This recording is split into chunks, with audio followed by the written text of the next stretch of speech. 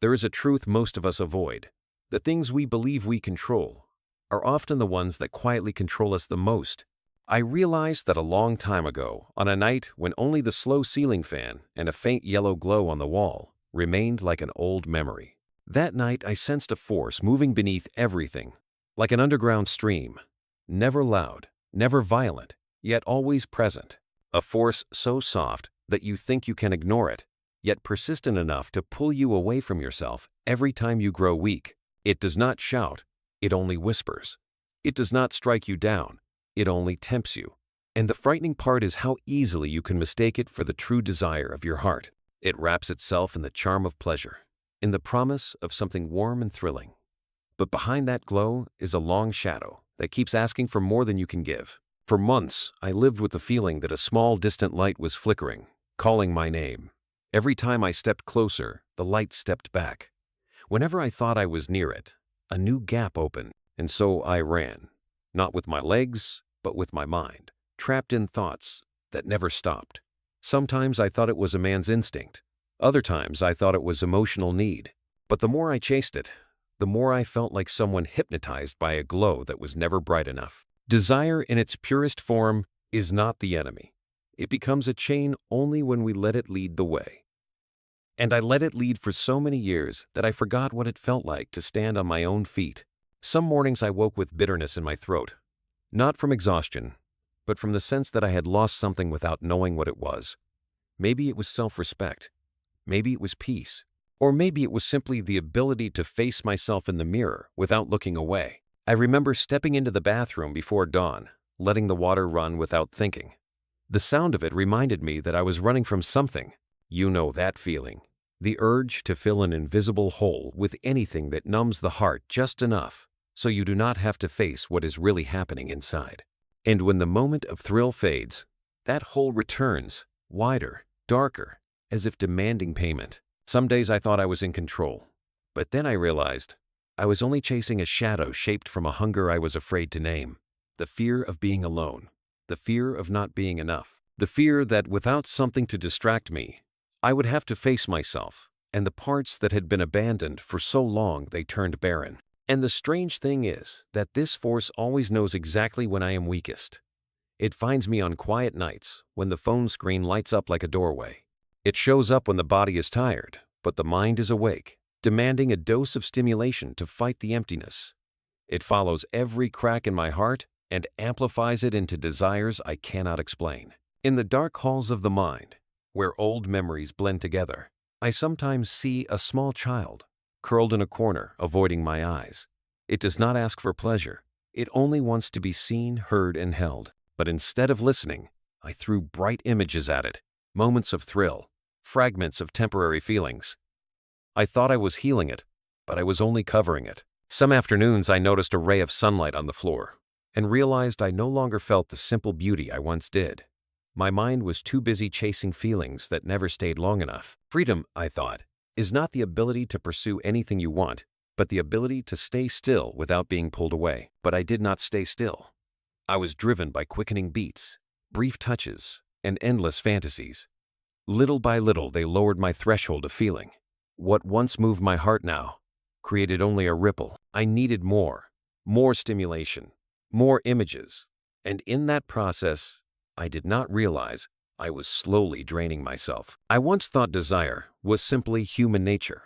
But then I learned there are two kinds of desire. One that makes you live, and one that makes you addicted. One that opens the door to connection, and one that makes you close every door because you fear being seen. The second kind disguises itself as joy, but it only deepens what you are trying to avoid. And when I realized that, I began to see the whole picture. It was not the distant light deceiving me. It was me choosing to run toward it, because I did not know where else to go. I did not know that sometimes the path to freedom is not in chasing another feeling, but in stopping, turning around, and looking into the darkness behind you. That is where the real story begins. Not in the bright moments that fade too quickly, but in the stillness that lets you hear the smallest sound within. From that moment on, I knew the journey was no longer an escape. It became a return. There are things in life that do not break with a sound, but with a quiet realization. One morning, when I woke up and found myself staring at the dim gray ceiling, I suddenly understood that desire does not come from the place we often imagine.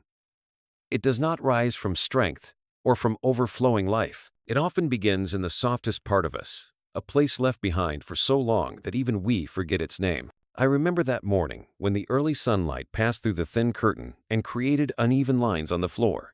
That light reminded me of the days when everything was simple, when I could feel the beauty of the morning without my mind being pulled elsewhere. That feeling made me wonder when I lost the ability to listen to myself. When even a sigh became something unfamiliar, I began to observe the moments when desire appeared. It did not come when I was happy. It came when I felt empty. When silence grew too heavy. When an old memory rose, reminding me of the times I felt abandoned, not enough, longing for someone I could not reach. In those moments, desire was not the call of the body. It was a mask covering something deeper and more frightened. It was like a child tugging at your sleeve saying, "I am here, look at me." But because we do not understand it, we push it away and hand it something shiny to make it quiet. A new image, a new stimulation, a new distraction. And when that light fades, the child within stands there again, quieter, sadder, feeling abandoned once more. There were nights when I sat in my small kitchen with only the soft hum of the refrigerator and the dull yellow light over the sink. I rested my hand on the cold table and felt the tiredness spreading up my neck and into my head. Not the tiredness of lost sleep or work. It was because I realized I had used desire as a way to avoid myself for so long that I no longer remembered the true face of loneliness. I realized the body has its own memory. Every time I ran from a feeling, the body recorded it. Every time I sought stimulation to forget something, the body recorded that too. Those repetitions became a path that always led to the same place, a separation from my own self. At times I thought I was pulled by pleasure, but the truth was that what carried me away was not pleasure but fear. Fear of facing the emptiness in my chest. Fear of sitting still long enough to hear the voices of the parts buried deep within. Fear that if I stopped running, I would have to face wounds covered by the dust of years. In those rare honest moments, I saw the faint silhouettes of old memories. A small childhood room, the indifferent look of someone I once loved, a sentence that made me feel I was never perfect enough. These things do not disappear when we grow up. They only shift places, hiding in the darkest corners we avoid. And each time we grow weak, they rise and search for an exit. Desire is simply the easiest door to open. I began to see something simple. Desire did not come to destroy me. It came to knock. It came to ask if I was willing to look at the part I had abandoned. But I did not look. I ran. I hid in bright images that helped me forget the darkness behind them. Once, I was on a bus watching the people outside move quickly. Everyone busy. Everyone running towards something. I wondered if they felt what I felt. That somewhere deep inside, each person carries a small hollow, and each of us tries to fill it in our own way. Some use work. Some use success. Some use short-lived love. Some use illusions that vanish the moment you touch them. Then I realized I was not alone. Humans in some way always carry traces of absence. A need to be seen, to be touched, to be loved without pretending, without trying to be strong. And when that need is not met, it changes shape. It becomes urgency, the desire for control, the endless longing that calls to us at night. We do not chase pleasure because we truly need it. We chase it because we fear hearing what the heart wants to say. Desire is a thin curtain. Behind it are old stories that were never fully told. One afternoon, I stood before the bathroom mirror, the steam blurring the glass. When I wiped it away, I saw myself unclear, as if looking through water. A familiar face, but with distant eyes. In that moment, I understood that desire had made me forget my own original form. Not because it was strong, but because I had never stopped long enough to see what was real and what was not. And when I realized that, I felt a quiet sadness. Not the kind that cries out, but the kind you feel when an old song reminds you of something beautiful yet forgotten. A sadness that tells you that you placed too much hope in an illusion and too little care in the part of you that truly needed it. Desire is not the culprit. It is a sign of an untouched space, a long-covered absence, a part within that wants to say it is time to return. And when I understood that, I knew I had reached the edge of a new journey, A journey that does not begin with running away, but with a soft question rising from deep within the chest. What am I most afraid to face inside myself? There was one evening when the city sank into a thin layer of mist, and the streetlights looked like small, trembling flames. I sat in a dark room and realized that the modern world has a very subtle way of touching the most vulnerable parts of us, not through words, but through images, not through persuasion, but through the blinking rhythm of a screen. With just a swipe, a tap, a stream of perfectly crafted images rushed in like a familiar flood. They made my mind move faster than its natural pace, like a machine pushed beyond its limits. I placed my phone face down on the table, but the light from the screen still lingered in my eyes, like a dull echo. It felt as if my mind had been stretched with it. I realized that each time I looked for those images, I was not seeking life. I was only trying to numb a quiet exhaustion. The frightening part was not the temptation, but how quickly everything happened, too fast for me to notice where I was being led. I began paying attention to the feeling. After each moment of stimulation, it did not feel like joy. It felt like emptiness, like when you eat something too sweet, and a minute later your mouth dries out, leaving a bitter aftertaste. Each time it happened, I felt a little further from the world, a little further from myself. And on nights like that, I wondered what had made life so dependent on fleeting moments. Out there, everything seems designed to keep us from sitting still. From street ads to social media feeds filled with images chosen to capture attention, to sound, color, and constant movement. They do not only pull our focus, they deepen our sense of lack. Each image is brighter, bolder, more stimulating than the last, as if the whole world is racing to see what can hold you for one more second. I realized that this constant overflow makes the quiet loneliness inside us grow louder. Because when the world outside becomes too bright, the empty spaces inside us become darker. And desire, once just a gentle knock from emptiness, suddenly becomes a scream we cannot ignore. There were nights when I turned everything off and sat in the dark just to feel my body again. In that moment, I felt the restlessness like a small current under the skin, urging me to turn the screen back on, to look more, to reach for another quick promise of relief.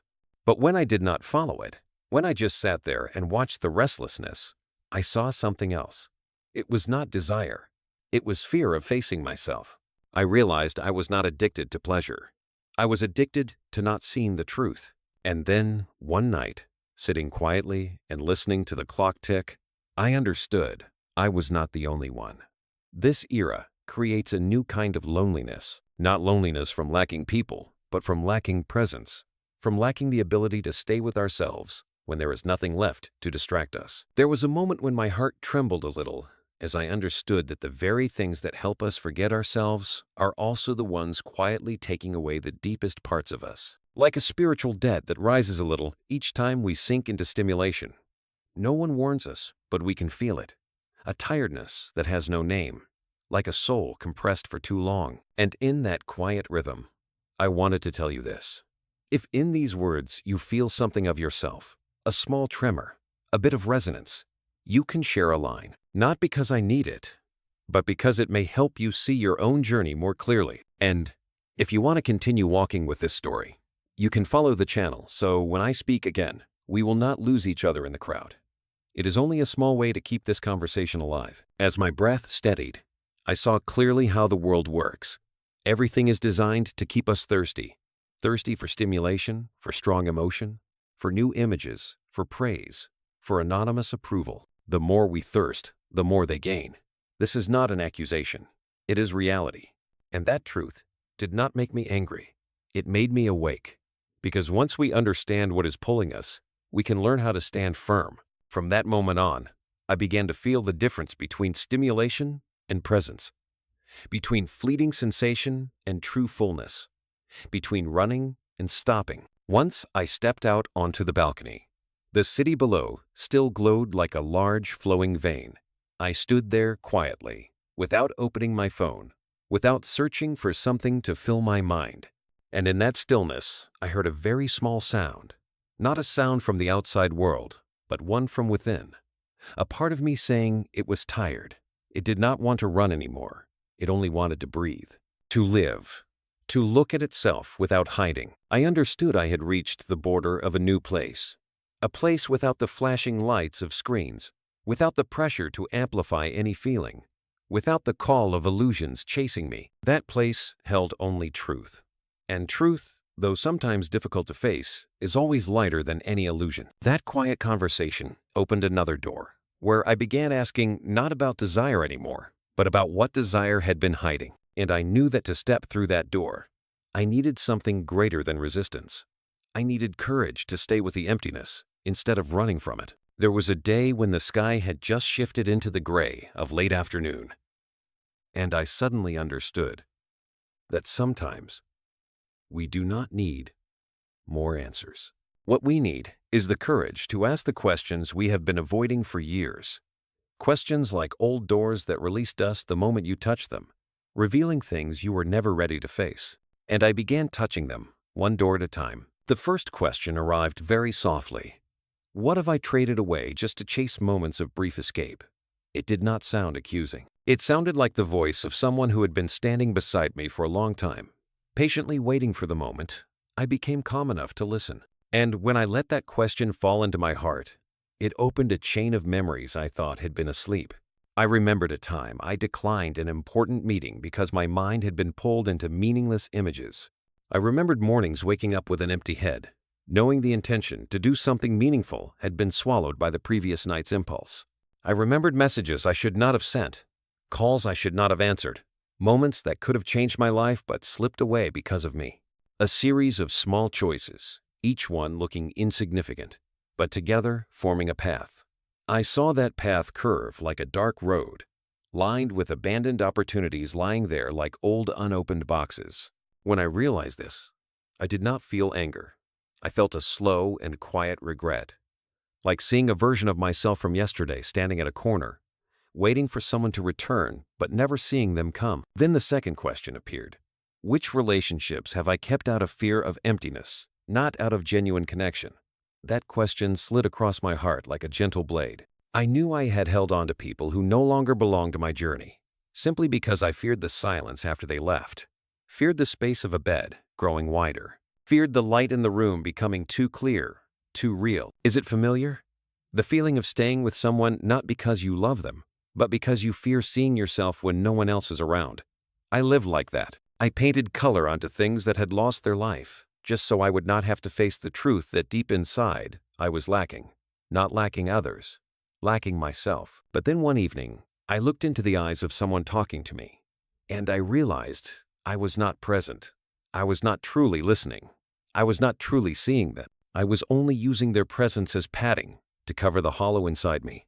The moment was so uncomfortable that I had to look away, because I knew that truth could not be healed by pretending. It could only be healed by honesty. Then the third question rose, not in words, but in my body.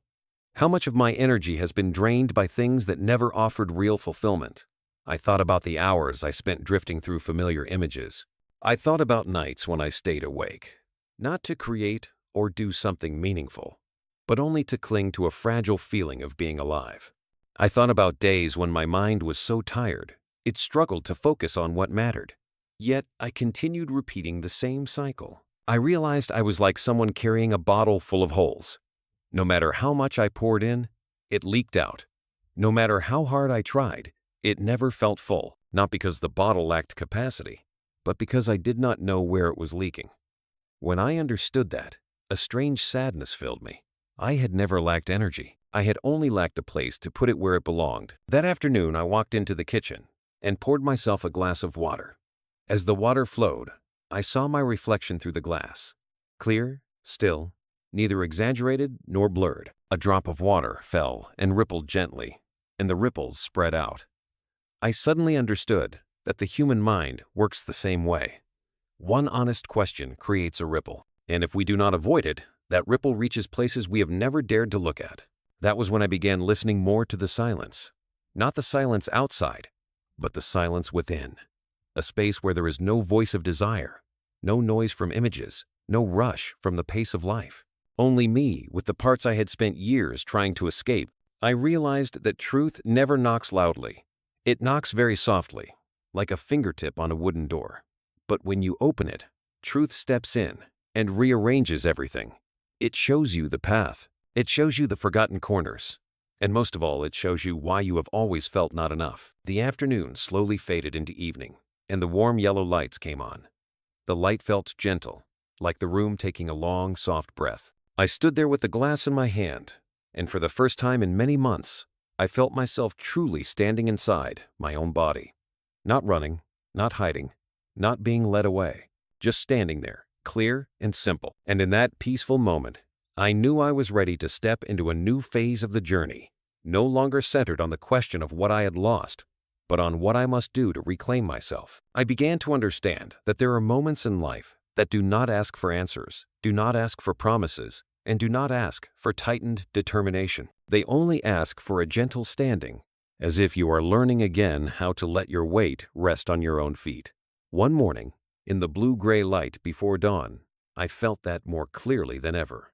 No noise, no distractions, only me and the quiet breath between two heartbeats. I stood by the window and looked at the drops of dew still clinging to the glass. They were so clear that I wondered why my mind could not be that clear. Then I realized that it was not my mind that lacked clarity. It was that it had never rested. It had been pulled by endless waves of stimulation until it forgot how to pause and observe. And maybe self-control does not come from fighting desire with force, but from watching desire rise, knowing what it wants, and understanding what I am seeking beneath it. I tried something new. Whenever the urge appeared, I did not follow it, but I did not push it away either. I watched it the way you watch a dark cloud drifting across the sky. The cloud is not the enemy. It appears because the air has shifted. And in the same way, urges are not proof of weakness. They are signals from deeper layers trying to rise. The first time I did that, my chest tightened. A small tension moved down into my lower belly, like my body wanted to leap towards something familiar. But I stayed still. I let the feeling exist without needing to do anything with it. 1 minute, then 2, then 5. By the 6th minute, it did not disappear, but it changed. From urgency into emptiness, from emptiness into a question, and from a question into an invitation. Listen, I sat down and followed my breath through my chest and my throat, and I realized there was a part of me that had never been allowed to finish its sentence. Every time it spoke, I silenced it with stimulation. Now that I did not, it spoke clearly. It told me it was tired of living only on the surface, tired of chasing moments that helped me forget myself, tired of believing I was not enough unless I was chasing something intense. I listened. And as I listened, something inside me expanded, as if my chest had more room for truth. For the first time, I understood that self-control is not forcing myself into shape. It is creating space for emotion to pass through without taking over who I am. Some days I felt as if I were learning to walk again. I took slow steps through my apartment, noticing where my mind was running. Sometimes it ran toward the past, where I once believed someone else could fill my loneliness. Sometimes it ran toward the future, toward the version of myself I wanted to become but feared I could not reach. And sometimes it ran toward the illusions I used to lull myself to sleep. But whenever it ran away, I brought it back with a breath. Only that. I did not scold it. I did not force it to behave. I guided it back the way someone guides a lost child home. Gently, without pressure, without anger. Strangely, as I began to guide my mind in this way, everything outside started to shift too. I was no longer easily pulled into intense images, not because I fought them, but because I no longer needed them. When you are full, even the most tempting dish loses its power. I began to feel the beauty of ordinary things again. Sunlight falling on the floor, the warmth of a morning cup of coffee, the soft echo of footsteps in the hallway. One afternoon, I walked to the park near my home. Dry leaves covered the ground like a red-brown carpet. I sat on an old bench and watched people pass by. Some looked busy. Some carried a quiet sadness in their eyes. Some smiled to themselves, listening to something only they could hear. I realized everyone carries their own hollow space. Some know how to hold it. Some do not. I began to understand that self-control is not about defeating desire. It is about knowing when you are being led by something that does not belong to you. It is knowing which emotional waves are worth riding and which moments of stillness must be protected like treasure. Thinking about that brought a strange calm into my heart. A calm not because all problems were solved, but because I no longer let the storm steer the boat. I felt a new steadiness in my chest, like the ground after a storm, still damp but stronger than before. Self-control is not standing on a mountain shouting you are strong. It is sitting in a quiet room, sensing the urge rising, and smiling because you no longer get carried away. I realized there is a kind of freedom that is very different from what I used to chase. Not the freedom to do anything, but the freedom not to be pulled away from myself. A freedom that is not loud, not dazzling, not in need of proof.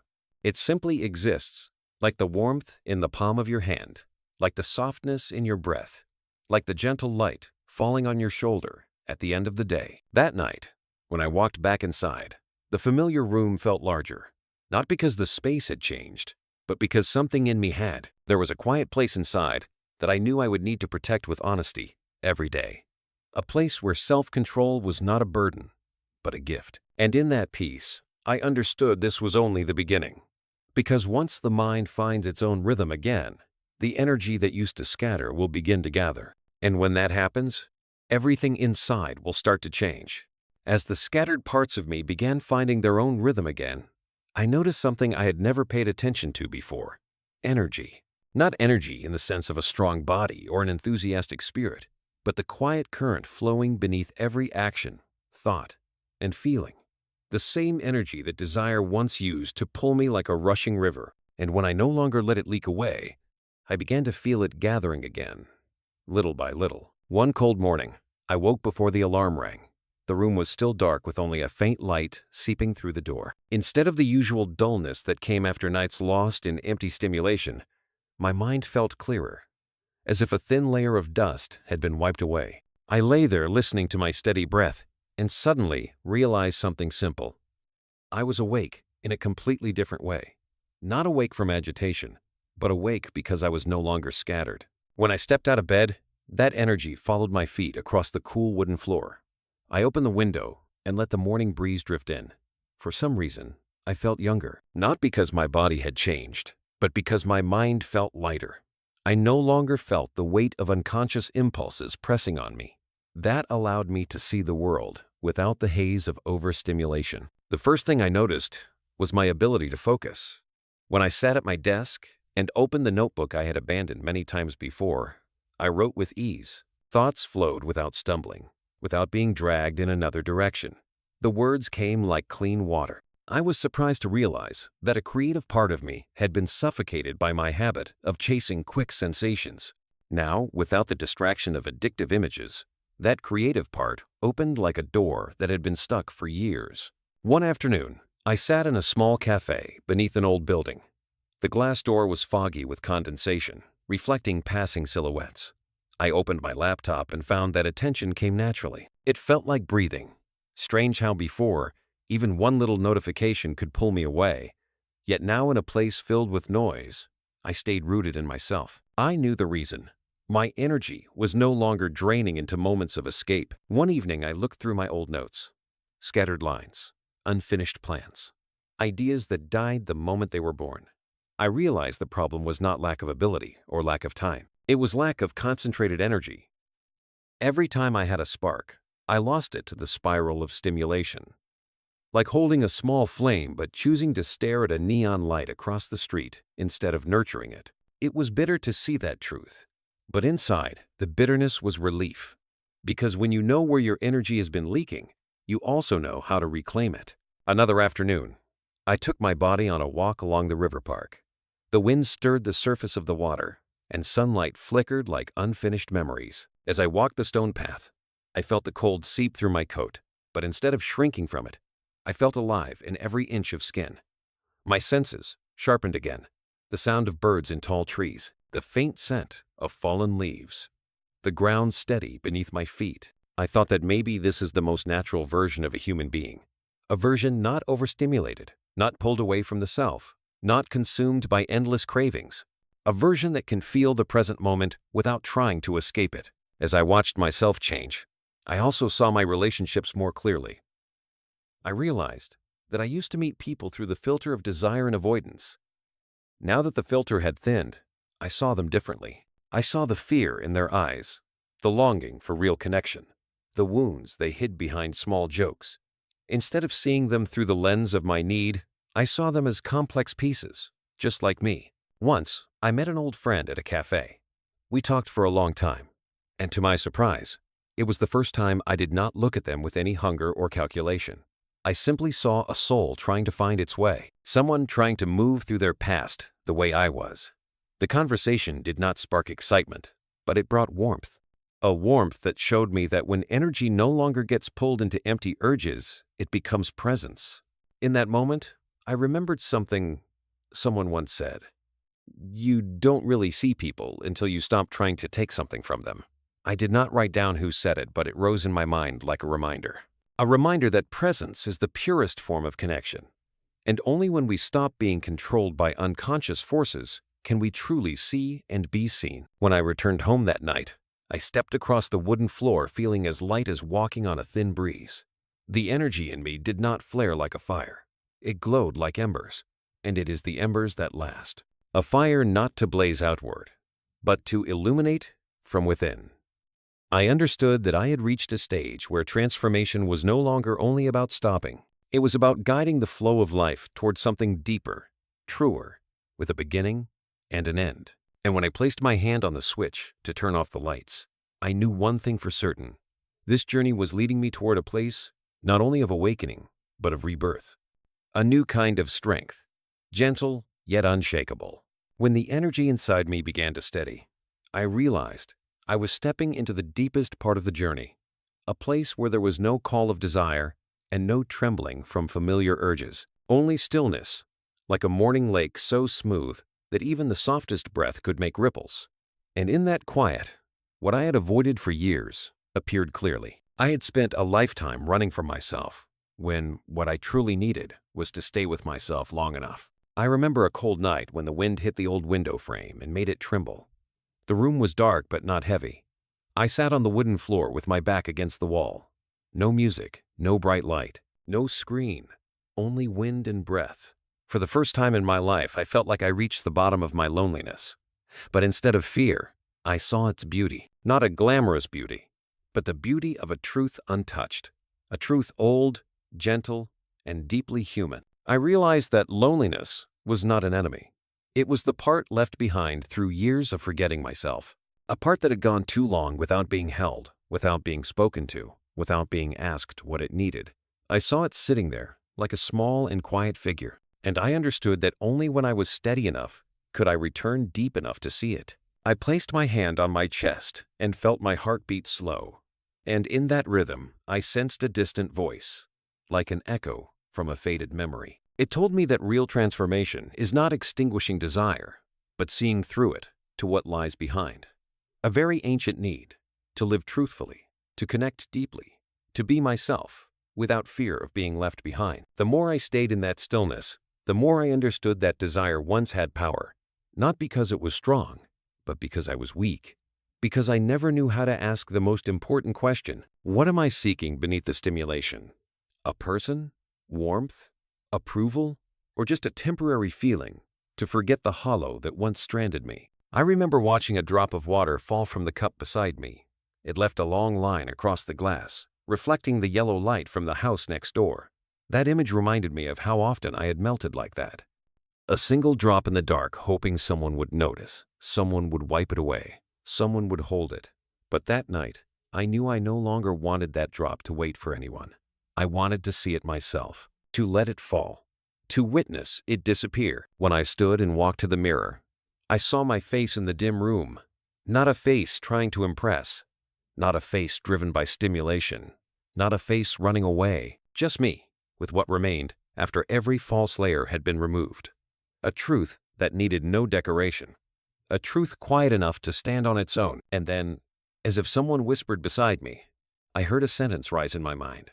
Peace comes not when desire disappears, but when desire no longer controls you. It did not come from a book, nor from anyone I knew. It came from a place inside I had never stayed long enough to hear. When I understood that, I felt something open through my body. Not excitement, a gentle loosening in places once tight, as if every muscle and every small nerve understood that I was no longer afraid of emptiness. And because I was no longer afraid, I no longer needed to fill it with addictive moments. I stepped onto the balcony where the night wind slipped through the cold metal rails. The city below faded, streetlights turning off one by one like the long exhale of a giant body. In that quiet, I understood that freedom is not running fast. It is being able to stand still without trembling, to watch life move without being dragged along, to see temptation pass without feeling lacking. That was the moment I saw the deepest shift. Desire no longer pulled at my nerves. It still came, as all human feelings do. But it came softly, lightly, without the shadow of lost control. It came to be seen, to be acknowledged, then faded like mist in the sun. I knew that from that moment on, I was not just living. I was present, not only keeping myself away from stimulation, but directing my energy toward things with real weight. The work I loved, the relationships I wanted to understand more deeply, the plans once buried under old spirals. I began writing more, listening more, seeing others with less hiding, and most importantly, seeing myself with a gentleness I had never known. In those new days, I felt a strange kind of love, not for someone else, but for my own fragile yet enduring existence. A love that asked for nothing in return. No judgment, no conditions. It was simply there, like light behind thick clouds, not bright, but never gone. One late night, I opened the window and let the wind into the room. I looked at the dark sky and finally understood the meaning of a sentence so many people had repeated, but I had only understood on the surface. The wound is the place where the light enters you. I did not know where I first read it. I only knew that for the first time, it reached me, and I knew the journey was whole. Not because I had become free of desire, but because I no longer needed to run. Not because I had become strong, but because I no longer made myself weak. Not because the urges vanished, but because they no longer guided my life. In the end, overcoming desire was not to become empty. It was to become full of presence, full of awareness, full of the softness of someone who no longer needs to run. And when I stopped running, the world became wider, slower, more real. I closed the journey with one feeling: freedom. Not the freedom to do anything, but the freedom to not be pulled away from who I truly am. And perhaps that is the greatest victory. A quiet victory, but deep enough to change a life. Thank you for staying with me until the very end of this story. If this message touched your heart, please give it a like, subscribe to the channel, and turn on the notification bell so you'll never miss the next journey we take together. Your support means the world to me.